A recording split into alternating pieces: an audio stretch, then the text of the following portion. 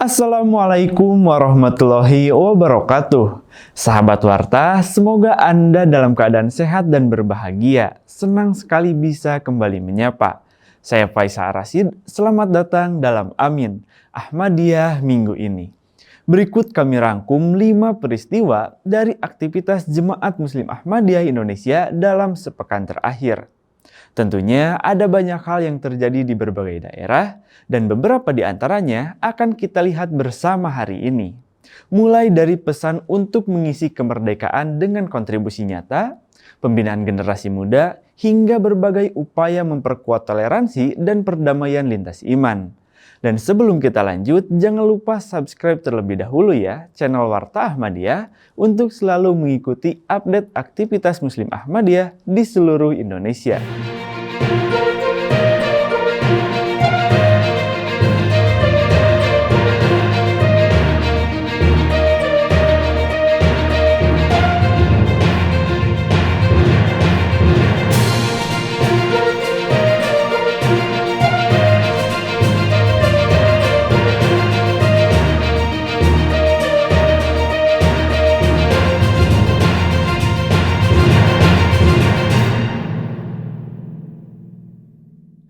Sahabat Warta, kita mulai dari Kampus Mubarak, Kemang, Bogor, Jawa Barat. Bertepatan dengan peringatan Hari Ulang Tahun Republik Indonesia ke-81, Senin 17 Agustus 2026, Amir Nasional Jemaat Muslim Ahmadiyah Indonesia, Bapak Zaki Firdaus Syahid, menyampaikan pesan tentang makna mencintai Indonesia. Menurutnya, kecintaan kepada tanah air tidak cukup hanya ditunjukkan melalui upacara atau perayaan kemerdekaan saja. Kecintaan tersebut perlu diwujudkan melalui doa, kontribusi, serta perilaku yang memberikan manfaat bagi bangsa dan negara. Iya, ajaran Islam mengajarkan kepada kita hubul watan minal iman, bahwa cinta kepada negara merupakan bagian tidak terpisahkan dari keimanan seorang muslim. Bagi seorang muslim Ahmadi, mencintai negara Indonesia, mencintai bangsa dan masyarakat Indonesia merupakan suatu hal yang mutlak dan tidak bisa ditawar-tawar lagi. Dan kita sebagai muslim Ahmadi jangan pernah lelah untuk mencintai bangsa dan negara Indonesia. Implementasi dalam kehidupan sehari-hari, kita harus senantiasa berdoa untuk kemajuan dan kemaslahatan bangsa ini. Kemudian kita harus selalu mendoakan para pemimpin bangsa ini supaya dapat memimpin bangsa ini mencapai kemajuan-kemajuan yang lebih baik lagi di masa yang akan datang.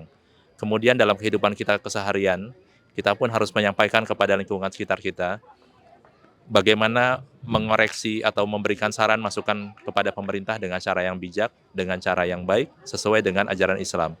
Amir Nasional menyebut, ajaran Islam mengajarkan kecintaan kepada tanah air sebagai bagian dari kehidupan seorang muslim.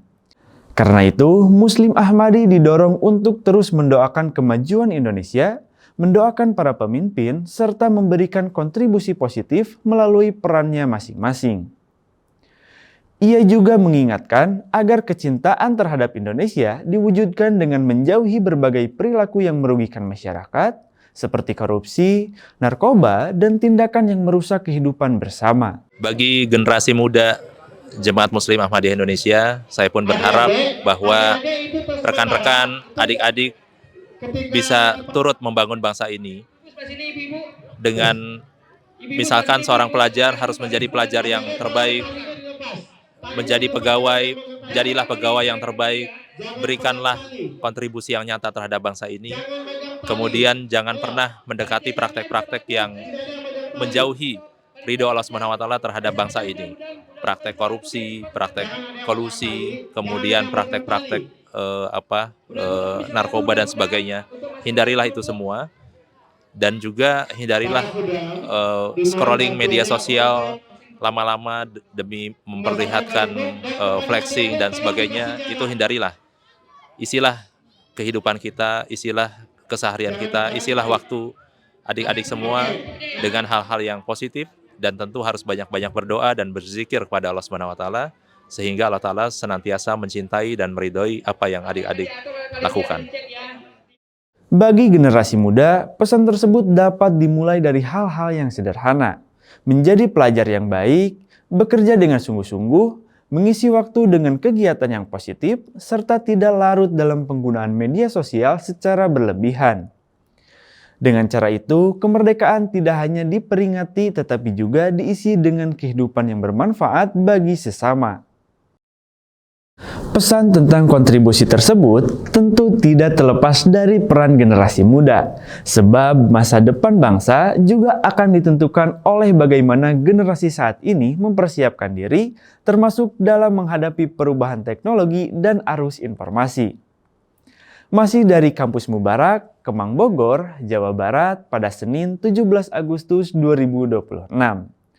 Sekretaris Tarbiyat Pengurus Besar Jemaat Muslim Ahmadiyah Indonesia, Mubarak Ahmad Kamil, menyampaikan pesan khusus bagi generasi muda dalam memaknai kemerdekaan.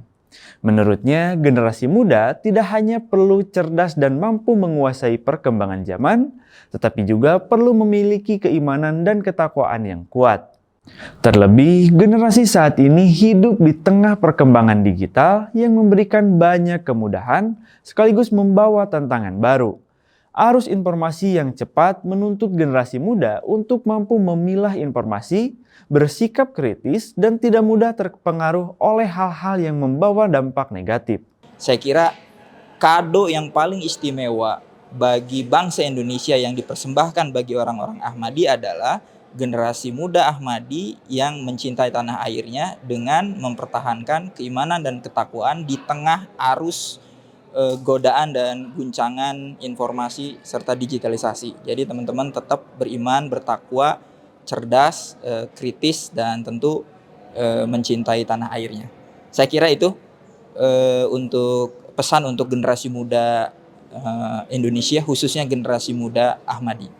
Ia menilai kemampuan menjaga keimanan di tengah perkembangan teknologi juga merupakan salah satu bentuk kecintaan kepada tanah air.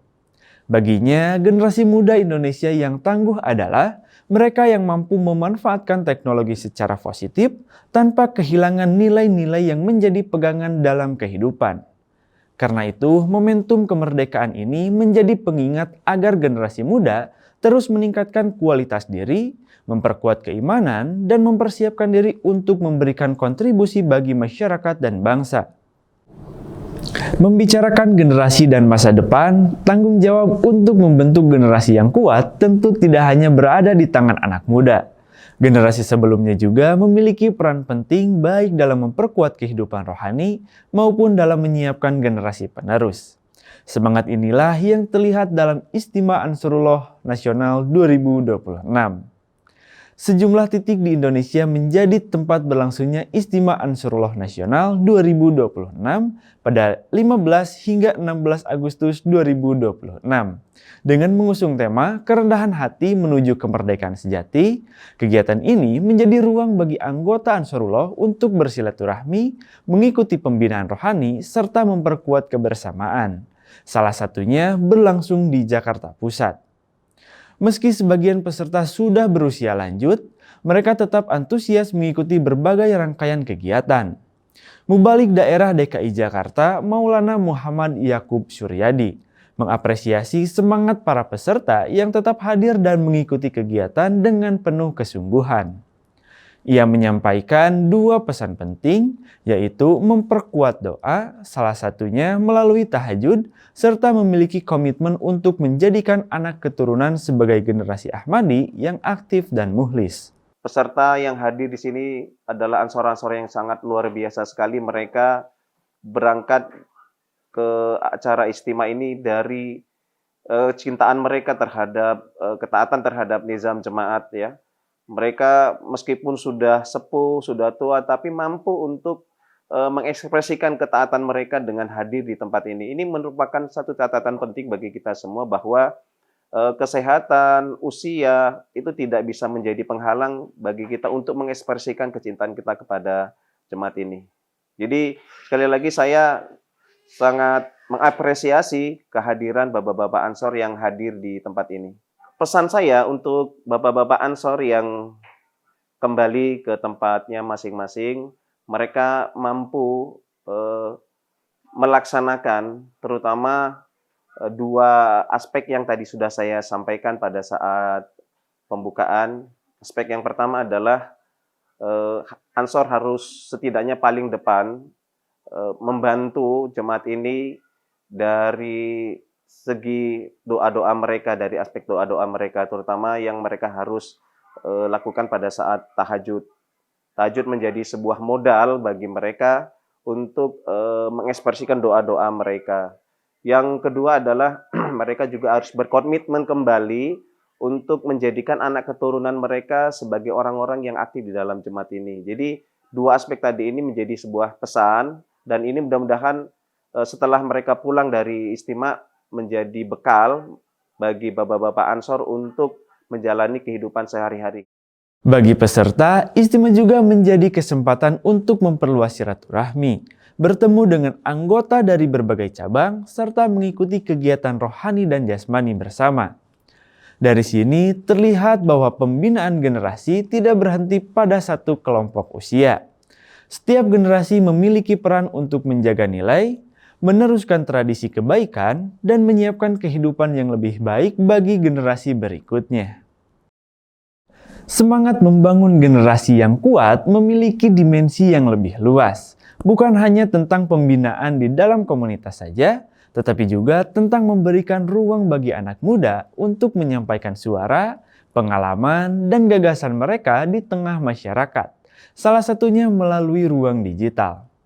Sebanyak 25 pemuda lintas agama dan kepercayaan mengikuti Peace Stand Up Nusantara, Amplifying Interfaith Youth Voices in Digital Space yang berlangsung pada 15 hingga 17 Agustus 2026 di Hotel Bogor Valley, Kota Bogor, Jawa Barat.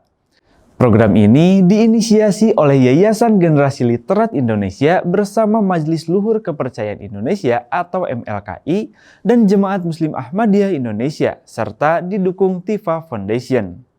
Kegiatan tersebut memberikan ruang bagi anak muda dari berbagai agama dan kepercayaan untuk belajar menyampaikan pengalaman dan narasi perdamaian di ruang digital. Founder sekaligus Direktur Generasi Literat Indonesia, Milastri Muzakar, menjelaskan program ini juga menjadi upaya memberikan ruang yang lebih representatif bagi kelompok yang selama ini masih menghadapi diskriminasi dan persekusi. Program ini kan sebetulnya ditujukan kepada anak-anak muda, khususnya anak muda kepercayaan dan agama yang masih jarang dikenal oleh banyak orang atau disebut dengan minoritas gitu ya. Makanya kenapa kami merasa bahwa kami mungkin akan lebih percaya diri dan merasa bahwa cukup representatif gitu ya ketika mengajak MLKI dan JAI, karena kita melihat dua lembaga ini bisa dibilang ya dua lembaga yang seringkali mengalami yang namanya diskriminasi, persekusi, dan mungkin juga belum banyak orang yang tahu. Karena itu kenapa kami merasa penting untuk menggandeng keduanya.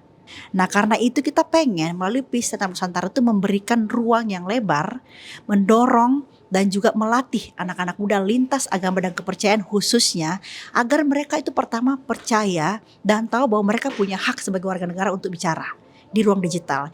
Yang kedua adalah memberikan keterampilan, kapasitas bagaimana cara bersuara gitu yang aman, yang nyaman dan juga yang smart gitu ya di ruang digital. Peserta tidak hanya diajak membicarakan toleransi, tetapi juga dibekali keterampilan untuk menceritakan identitas dan pengalaman mereka sendiri.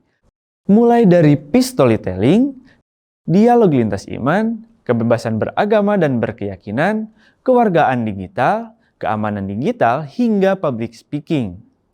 Menariknya, program ini akan dilanjutkan dengan produksi 25 video Peace Stand Up, serta satu buku antologi yang mendokumentasikan pengalaman para peserta. Dengan demikian, ruang digital tidak hanya menjadi tempat berbagi informasi, tetapi juga dapat menjadi ruang untuk memperkenalkan pengalaman, membangun pemahaman, dan menyebarkan pesan perdamaian. Ketika pesan tentang toleransi tidak hanya disampaikan melalui diskusi, pesan tersebut bisa menjadi lebih dekat ketika dihadirkan melalui pengalaman bersama. Inilah yang dilakukan dalam sebuah kegiatan yang mempertemukan puluhan anak muda lintas iman di Taman Mini Indonesia Indah. Sebanyak 50 pemuda berusia 15 hingga 35 tahun dari berbagai latar belakang mengikuti kegiatan toleran, misi kebinekaan, di Taman Mini Indonesia Indah, Jakarta pada Sabtu 15 Agustus 2026. Kegiatan ini merupakan kolaborasi Global Peace Foundation Indonesia dan AMSAW atau Ahmadiyah Muslim Student Association for Women. Mengusung tema berbeda, berdamai, dan bersama, peserta diajak mengenal keberagaman melalui permainan dan tantangan interaktif. Mereka berkeliling mengunjungi rumah ibadah, rumah adat, serta berbagai spot budaya di Taman Mini Indonesia Indah sambil menyelesaikan games, challenge, dan pertanyaan seputar toleransi.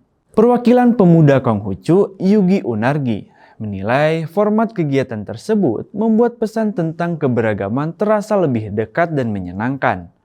Sementara itu, Aida Nur menyebut perjumpaan antar peserta memberikan kesempatan untuk saling berbagi cerita dan mengenal pengalaman dari latar belakang yang berbeda. Melalui kegiatan ini, perbedaan tidak diposisikan sebagai jarak, melainkan sebagai kesempatan untuk saling mengenal. Dan pada akhirnya, toleransi bukan hanya soal mengetahui bahwa kita berbeda, tetapi juga bersedia bertemu, berinteraksi, dan berjalan bersama. Sahabat Warta, dari pesan untuk mencintai Indonesia, pembinaan generasi, hingga perjumpaan anak muda lintas iman, 5 peristiwa pekan ini menunjukkan bagaimana cara kita untuk mengisi kemerdekaan. Mulai dari menjaga keimanan dan memberikan kontribusi nyata, memperkuat pembinaan antar generasi, hingga membuka ruang dialog dan menyebarkan narasi perdamaian. Karena kemerdekaan bukan hanya tentang apa yang kita rayakan, tetapi juga tentang apa yang kita lakukan untuk menjaga kebaikan, persaudaraan, dan masa depan bersama. Demikianlah rangkaian informasi dalam Amin Ahmadiyah minggu ini. Terima kasih atas kebersamaan Anda. Saya Faisal Arasid, pamit undur diri. Jazakumullah ahsanal jazaa. Wassalamualaikum warahmatullahi wabarakatuh.